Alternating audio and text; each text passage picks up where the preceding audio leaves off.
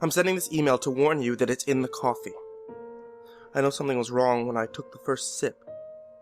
There was something spicy about it, and I thought one of the office girls had doctored it up with some cinnamon. When I asked Jamie, the office manager who normally made the coffee, she announced that it had been percolating when she arrived. She couldn't identify who had prepared it, nor could she identify the hint of spice in her cup.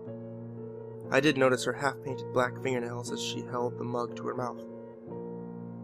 I thought nothing of it until I spotted Alec, our accountant, walking down the hall later that morning with black fingernails. Alec didn't see me. His gaze was set upon Linda, who was at the copier. He grabbed her from behind, and yellow smoke started to ooze out of Linda's mouth and nose, and from under her skirt. She screamed. Everyone did. Alec let go, and Linda fell to the floor, her face and exposed arms and legs inexplicably and horribly burned.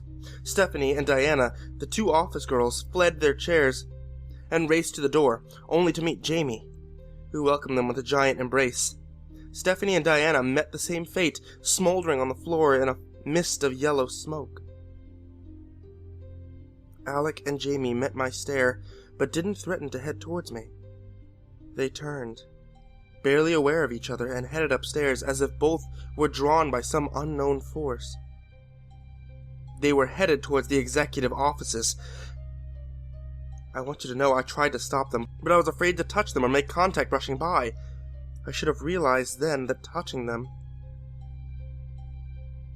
wouldn't have harmed me. I took the elevator instead, and the door opened just as they turned the corner from the stairs. I raced past them to my boss, Michael. He was sitting calmly in his office, until I broke in and startled him. I tried to explain the frightening turn of events, and he just sat there, frozen in disbelief.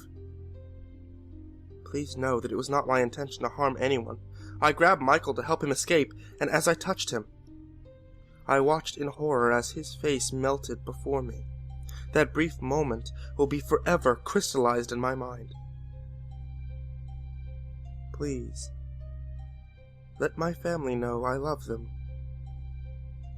I don't know why this happened or how, and I can only surmise that it was some catastrophic chemical accident, an act of God or an act of the devil.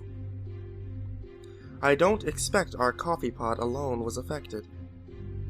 I don't expect I should remain lucid for much longer.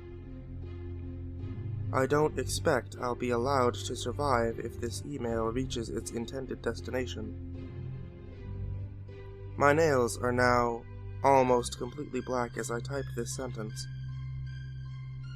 I hope I can press send before it's